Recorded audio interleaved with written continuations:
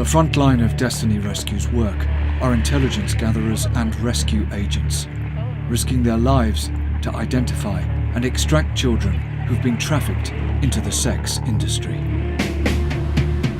2 raids in one night around the same time with 2 teams. 2 locations, 2 raids, double the risk. Word gets around pretty fast, especially with the underworld. They'll all go into hiding. If the timing is not perfect, 27 potential rescues remain in exploitation.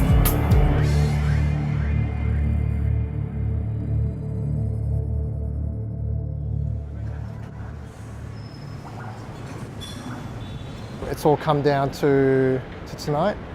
We'll be working a simultaneous double raid, a buy-bust operation, and anywhere between 15 to 30 girls will be rescued tonight. The focus of the operation is on 2 pimps. One using drug dependency to control her girls and sell them for sex.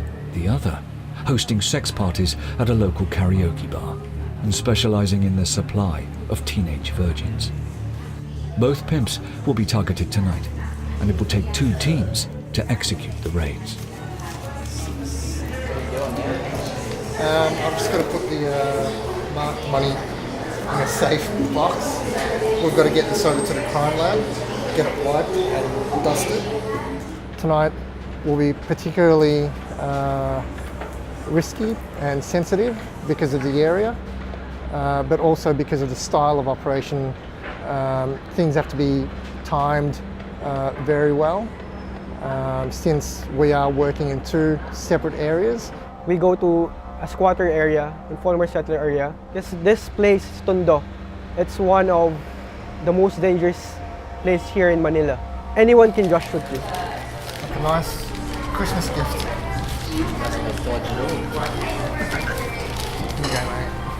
So that's very risky, especially this place is their turf. So I hope, praying that no one will dare to help them or do something that will put us in danger.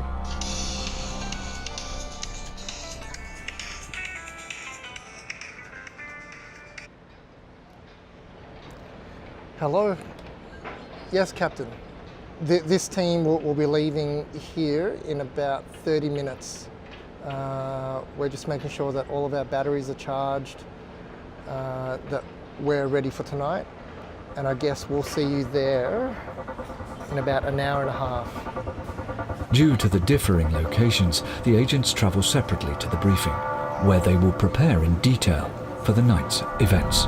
Right now we're off to the police station, find out what teams are going where and what role everyone's going to play tonight. So the story is that a foreigner is interested in the young girls, and so the locals are the ones that have been looking for the young girls and setting up the whole raid for tonight. So I'm just there to pretend to be a seedy person and to be the one interested in the young girls. At police headquarters, the agents along with the social workers and officers come together to work out any last-minute details. We're going to give the coaster as well as the van once over. Make sure that there's no tools or things that the victims or the perpetrators can use as weapons, box cutters, stuff like that. Stuff like this can be used as a weapon. With all immediate dangers removed, it's time to roll out.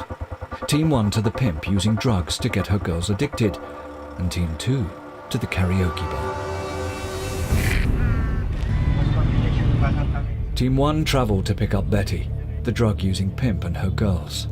As far as the offender is concerned, they'll drive to a hotel, sending girls up to a bedroom as they're required. Team 2 have arrived near the karaoke bar. The first agents are heading up now, while the arresting officers will follow up in pairs so as not to draw suspicion. Just about to walk down to the KTV. As he arrives, Phil bumps into one of the pimps and learns she plans to leave early. This is bad news for the team who want to arrest her. The agent has to think on his feet. She can't leave. He has her word she'll come up to look after his foreign friend, the team's undercover agent.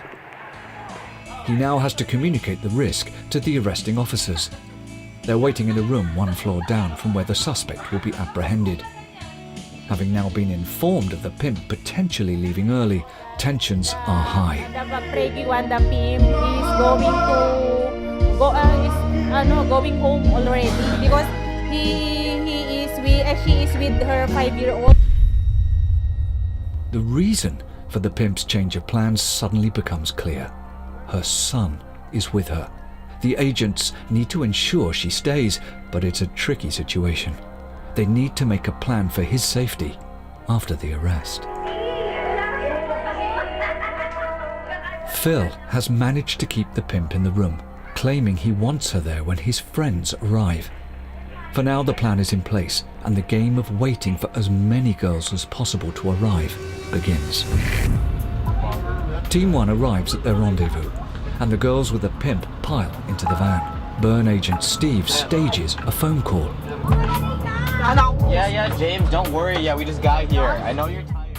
He appears to be assuring his friend James that the girls he booked will arrive soon.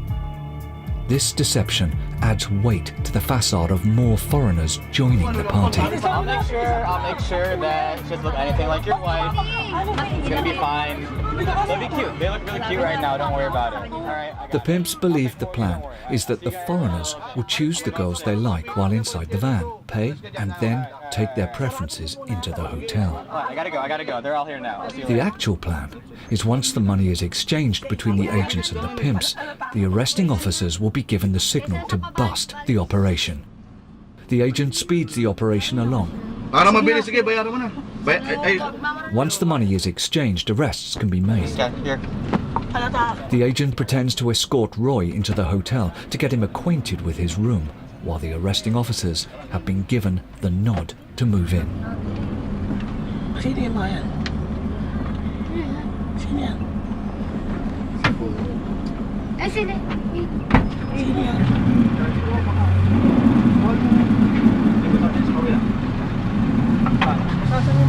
So, ako pala si... Ina-arrest mo na.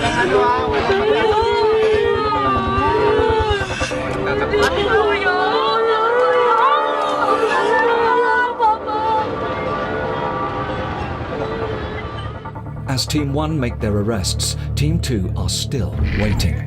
On the surface, Phil is engaged in the party, but in actuality, he's in constant contact with Team 1, who've just informed him they're heading back to the police headquarters with the victims and perpetrators in custody. Word gets around pretty fast, especially with the underworld. If there is a raid that happens down the road, within minutes, word will travel. For Phil, the clock starts now. The arresting officers are playing their part as karaoke enthusiasts, awaiting Phil's order to move.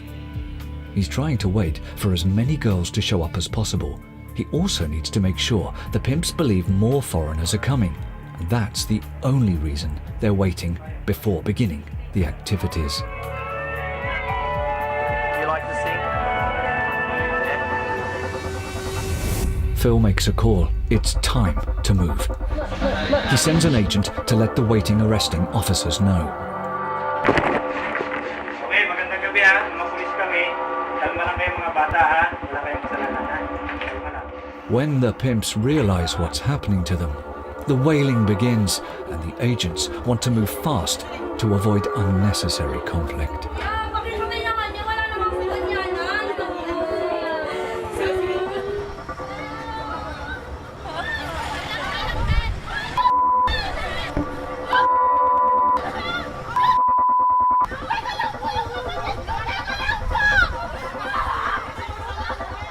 It definitely plays with your emotions, but you got to keep your goals and you got to keep your focus on rescuing these girls. When you lose your focus and you get too attached or too emotional, it can can be pretty dangerous for the team. Okay, so how many was the head count? I counted 15, but I could be 14 to 15 here. And then what? plus the 12 at the other place. That for me was the reaction from everyone once they knew the police had come. I've never experienced anything like that. It's crazy. So we got one of the pimps in the van now. She's obviously distressed and carrying on because she knows that she's going to be spending a good chunk of her life in jail.